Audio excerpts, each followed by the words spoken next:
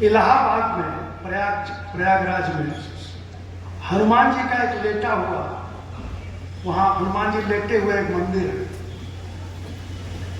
संगम के तट पे। बड़े जगता हनुमान जी हैं, बड़ी भीड़ होती है, लेकिन हनुमान जी लेटे हुए अवस्था में वहां है। प्रत्येक वर्ष मां गंगा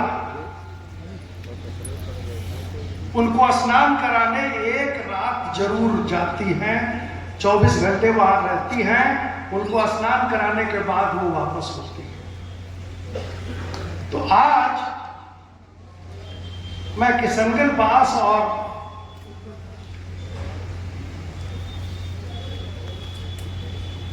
अलवर के लोकसभा क्षेत्र के इन निवासियों में उसी ढंग के हनुमान जी का रूप देख रहा हूं।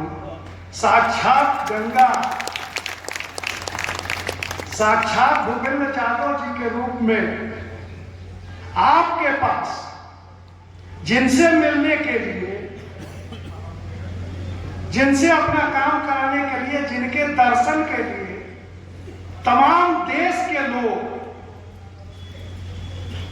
दिल्ली में अपॉइंटमेंट खोजते हैं, वो साक्षात इस भूमि पे चले आए।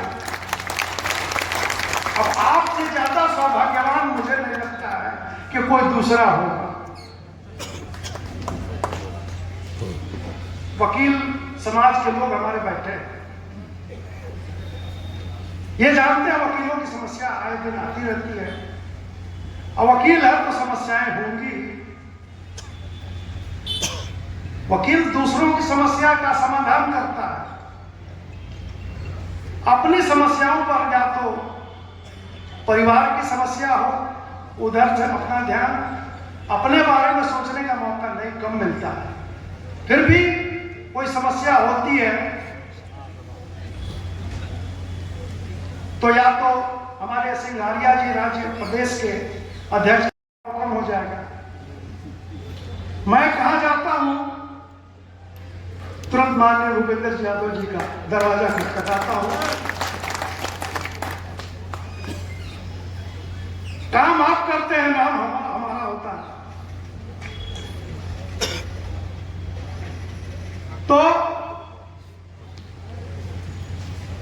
वकील समस्याओं से घिरा। जिस दिन आपने काला कोट पहना, माँ बाप गार्जियन समझते हैं कि अब तो बेटे को लॉ पास करा दिया, लाइसेंस मिल गया, अब कमाएगा, अपना परिवार चलाएगा, अब क्या है। उसके बाद से आपके सिर पे, अगर आप साधारण घर के हैं तब, अब किसी बड़े जज के, किसी बड़े वकील के, किसी बड़े बिजनेस परिवार से आते हैं, तब वो समस्या आप नहीं समझ सकते। न वो समस्या समझ सकते हैं, न वो संघर्ष झेल सकते हैं, न ही अच्छे वकील हो सकते हैं। अच्छा वकील होना है तो संघर्ष झेलना पड़ेगा। अच्छा वकील होना है तो माननीय भूपेंद्र यादव जी की तरह संघर्ष झेलना होगा। 93 में बड़े साधारण परिवार से आप आते हैं। 93 में गुड़गांव में सिविल कोर्ट में आपने वकालत ज्वाइन की। फिर कुछ दिनों के बाद जब कुछ अच्छा हो गया तो आप सुप्रीम कोर्ट में ज्वाइन कर गए। सुप्रीम कोर्ट में हर तरह के मामले आपके पास आए। आप बहुत अच्छे वकील के रूप में सुप्रीम कोर्ट में अपने को स्थापित किए।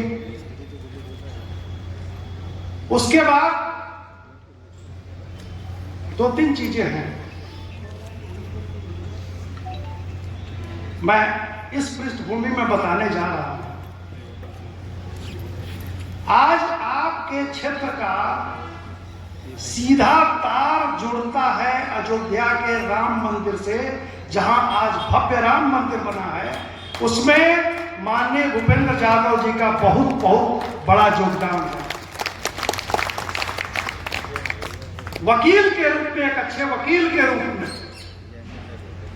माननीय भूपेंद्र यादव जी इलाहाबाद हाई कोर्ट से लेकर और सुप्रीम कोर्ट तक राम जन्मभूमि का मुकदमा लड़े, दिन रात एक करके, और साधारण आदमी को नहीं, फीस लेके साधारण आदमी का काम हम लोग करते हैं।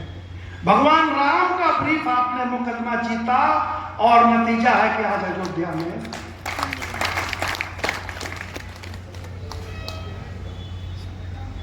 तो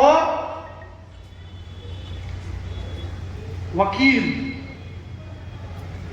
डॉक्टर, नेता, अपना प्रतिनिधि, हमारे बिहार में कुछ लोग कहते हैं कि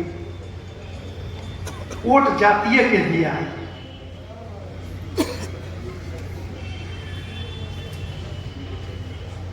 वकील अगर रख लिए आप अपने नाम जात के, चाहे किसी दूसरे सोच के तहत, अगर बेवकूफ निकला तो मुकदमा हार गए, जमीन हाथ से चली गई, और नहीं तो सजा हो गई।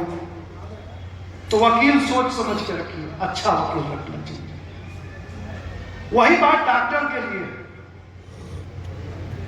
डॉक्टर सोच समझ के रखिए, ये नहीं कि ये हमारे जात का है, हमारे गांव का है, या हमारे घर का है, इसलिए इसी का लिखा हुआ दवा खरीदेंगे, जान भी जा सकती है अगर बेवकूफ डॉक्टर निकला। सोच समझ के डॉक्टर रखिए। इसी तरह अपना प्रतिनिधि, अपना सांसद, अपना विधायक अगर चुनना है, पार्लियामेंट में क्या होता है, संसद का काम है कानून बनाना। जो कानून संसद बनाती है उसी से देश चलता है। मजबूरी है बाकियों की, कुछ नचनिया बजनिया गवैया लोग को भी, ठीक है, तरह तरह की बात करेंगे, लोक लुभावन बात, अरे इसमें ये कमी है, इसने ये नहीं किया। मत भूलिएगा, भगवान ने, जानते हैं, मैं बताऊं आपको, बिहार भारतीय जनता पार्टी के आप जब महासचिव थे, राष्ट्रीय महासचिव, तो बिहार के प्रभारी थे। पता चला कि इनको लोकसभा का चुनाव लड़ना है, तो बिहार के लोग भी इस लालच में थे कि माननीय भूपेंद्र यादव जी बिहार के किसी लोकसभा क्षेत्र से लड़ेंगे, विकास होगा, कल्याण हो जाएगा। मध्य प्रदेश का चुनाव हाल ही में इन्होंने जिताया है। मध्य प्रदेश के जो भारतीय जनता पार्टी का कार्यकर्ता या वहां की आम जनता जो थी, मैं बता रहा हूं, 75 लाइब्रेरी, 75 पुस्तकालय बना देना। तो राज्यसभा के सदस्य थे, लोकसभा के थे नहीं, उनकी कोई जिम्मेवारी नहीं बनती थी। लेकिन किसी भी क्षेत्र के बच्चों के भविष्य के बारे में, उनकी शिक्षा के बारे में इतना ज्यादा ध्यान रखना, गांव-गांव में लाइब्रेरी की स्थापना हो, ई लाइब्रेरी की स्थापना हो, किस ढंग से बच्चों का विकास हो, ये सबके बस की बात नहीं होती है। मैं आपको बताऊं, स्वभाव के, कभी किसी की समस्या है तो कोई दिक्कत नहीं, सीधी बात करते हैं, और ऐसा भी नहीं है कि अच्छा ठीक है मैं देखूंगा, अन्य राजनेताओं की तरह। मैं झूठ नहीं बोल रहा हूं, मैं सच्चाई बता रहा हूं आपको। आपकी बात आई, आपकी समस्या सुनी, और तुरंत एक फोन उठा के ये काम कर दीजिए। ऐसा होने जा रहा है आपका प्रतिनिधि।